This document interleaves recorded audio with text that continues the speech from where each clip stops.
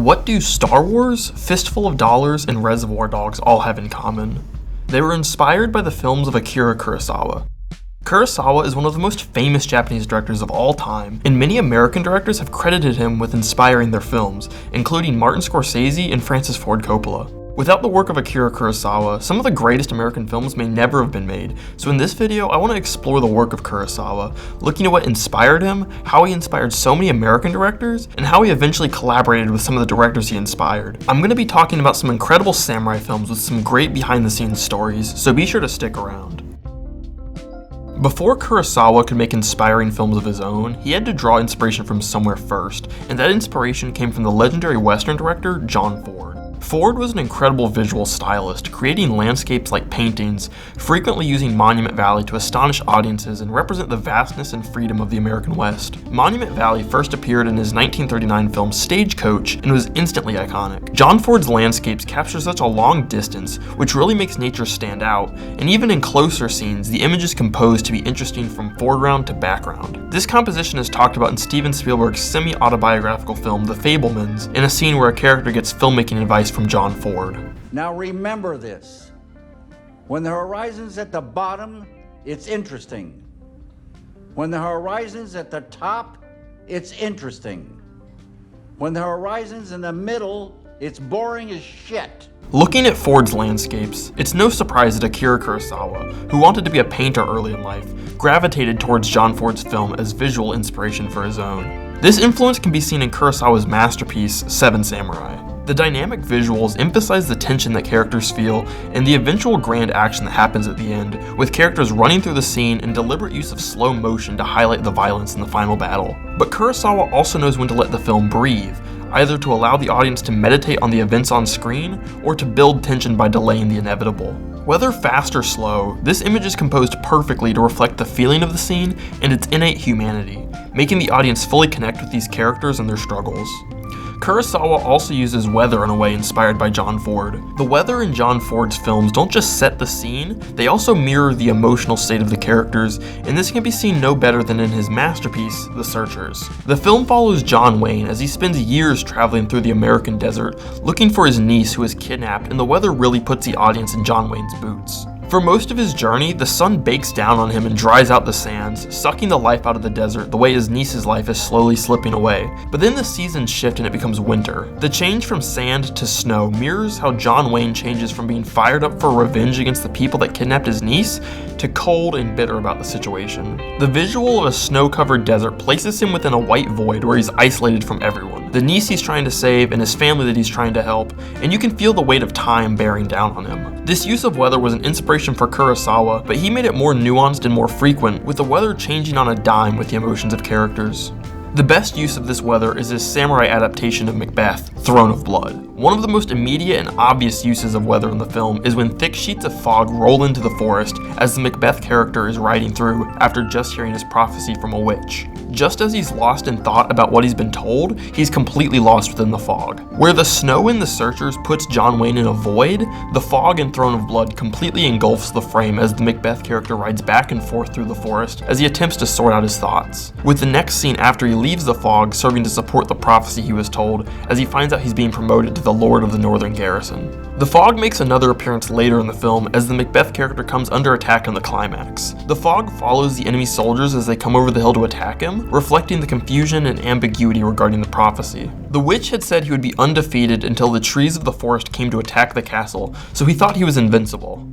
However, the enemy soldiers disguised themselves as trees to attack the Macbeth character. Just as the prophecy's wording obscured what would really happen, the fog on the ground obscures the soldiers and makes reality feel as shapeless as the fog, creating an incredible climax which is powered by Kurosawa's use of the weather. Both of these directors use the visuals of their films not just to inspire and amaze, but also to place their audience beside the characters, making the films feel more human through both their painterly landscapes and the inclusion of weather that impacts these landscapes.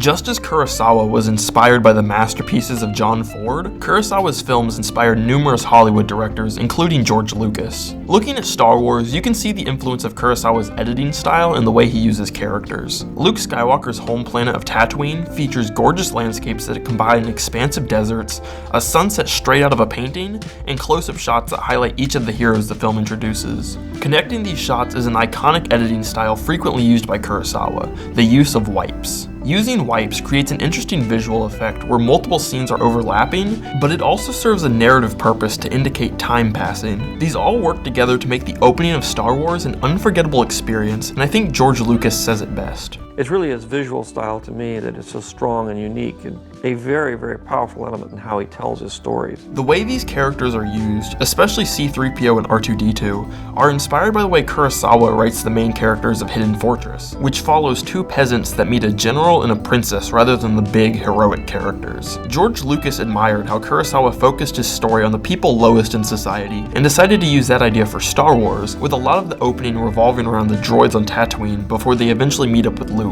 Star Wars still includes tons of George Lucas's original ideas, so it's not a remake of Hidden Fortress, but it's interesting to see how Kurosawa's style influenced an iconic American film. More directly inspired is Sergio Leone's spaghetti western Fistful of Dollars. It's acknowledged as a true remake of Kurosawa's film Yojimbo, and sees Clint Eastwood wander into a western town that's caught in a feud between two criminal gangs and play both sides against the middle. Yojimbo similarly sees a samurai warrior wander into a town being controlled by two gangs, where he promises to be a bodyguard for both sides, leading to the downfall of both gangs and the town being saved. At the general plot level, you can see these two films as being similar, and there are a few shared jokes between the films, like a character who makes coffins profiting from all the fighting, but the biggest influence on Leone from Kurosawa is the visual style.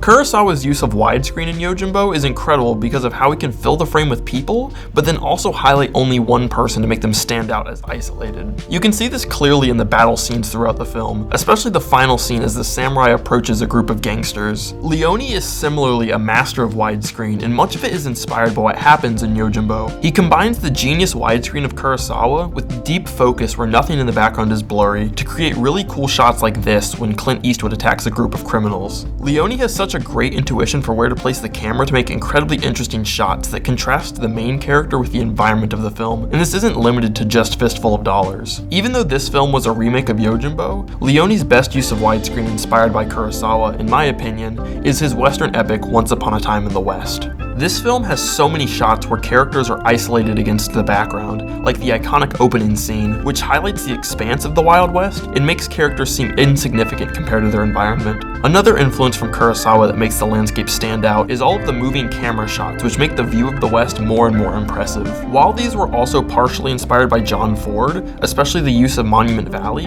the most Kurosawa-influenced landscape shot, in my opinion, occurs when Jill McBain arrives in the West by train. As she enters the town, the camera glides up into the sky, revealing the beginnings of a town in the endless expanse of the western desert. It's a great scene that introduces two settings: the start of settlement in the West and the untamed wilderness of the West. This film is also where Leone fully goes beyond the inspiration of Kurosawa, fully finding his groove with his slower, operatic style. The best way this comes out in the film is the shots where the camera zooms in on a character's face, especially if it's before a duel. You can see this in the opening before Charles Bronson shoots a group of outlaws. This zoom in on the faces shifts the focus from the endless Wild West to the specific people that inhabit the West, and thematically it makes the scene more focused on the violence that is about to occur between these gunslingers. It highlights the violence in such an interesting way, slowly building tension between the characters and then breaking it in an instant as the gunfight lasts less than a second. This focus on the context and build-up to violence rather than the act itself is a staple of Leone's films, and it wouldn't be possible, or at least not as effective, if not for Kurosawa. After helping bring these iconic films to life through his influence, American directors helped fund the creation of some of Kurosawa's later films after he was unable to acquire funding in Japan. In 1965, Akira Kurosawa released the film Redbeard. The film is a 3-hour period piece that follows a doctor who runs a clinic for the poor and clashes with a young doctor who joins the clinic and has different views on medicine. Critics have held it in high regard, calling it a masterpiece that explores human empathy, but even so, it had a troubled development cycle and led to Kurosawa being unable to find funding in Japan. The film took 2 years of filming, during which multiple actors and even Kurosawa himself got sick. To make matters worse, the film had characters changing their personality gradually over a 6-month span, but scenes weren't filmed sequentially, so the lead actor had to take note of where his character's growth was on a scene-by-scene basis and switch between various levels of maturity throughout the entire filming process. One of the largest creative shifts following Redbeard is that longtime collaborator Toshiro Mifune, who had made over a dozen films with Kurosawa, stopped working with him after this film. Redbeard gave Kurosawa a reputation as being a director who was a perfectionist that was hard to work with, and by the 70s he was unable to get funding for his films in Japan, turning to the Russian film industry and eventually American studios. One of those films is Kurosawa's color samurai epic Kagemusha, which released in 1980. Kagemusha is a return to the bread-and-butter samurai films that exploded Kurosawa into popularity, and follows a thief who is trained to be a doppelganger of a warlord after his death. Before the film ever began production, Kurosawa painted many scenes as a blueprint, and you can certainly see that in the final film, with numerous shots that look right out of a painting with the way they show off the landscape and use vibrant colors. This film was almost not made though, because Japanese studios didn't want to fund a 3-hour samurai epic at that time, especially considering the reputation that Kurosawa had later in his career. Fortunately, American directors George Lucas and Francis Ford Coppola, both huge fans of Kurosawa who were inspired by his films, heard about Kurosawa's funding issues and encouraged Fox to help fund the project along with Japanese studio Toho. Once the film eventually released, it was the highest grossing film in Japan that year and even won the Palme d'Or at Cannes. Looking at the film, it's not hard to see why it was so acclaimed. It takes the themes of power and violence that were popular in his earlier samurai films and turns it up to 11. Every scene is filled top to bottom with extravagant sets and costumes, and it does so much to immerse you in the world. Kagemusha is filled with great visuals that almost seem unreal for a film, and the best example of this is the ending. It's a nearly 5-minute segment just showing the carnage of a defeated army in slow motion, with the only sound being somber music in the background.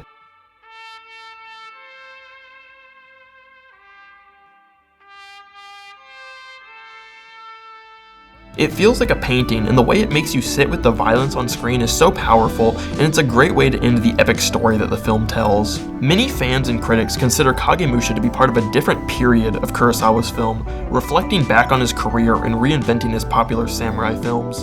A similar film in this period is Dreams, which looks back on Kurosawa's life and is said to be inspired by dreams he had. The film consists of 8 dream episodes which aren't directly connected to each other, but taken together they tell a story of life.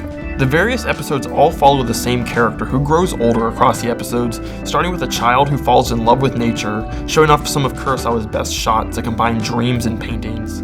Other highlights from the film include a segment mirroring Vincent van Gogh's painting style, which features Martin Scorsese as Van Gogh, and 2 episodes towards the end which focus on the threat and damage of nuclear war. Taken all together, Dreams is a one-of-a-kind film that gives you a very personal insight into Kurosawa. Although late-period Kurosawa is different from his more well-known films that inspired directors around the world, it's still an incredibly interesting period of his career that's filled with amazing films.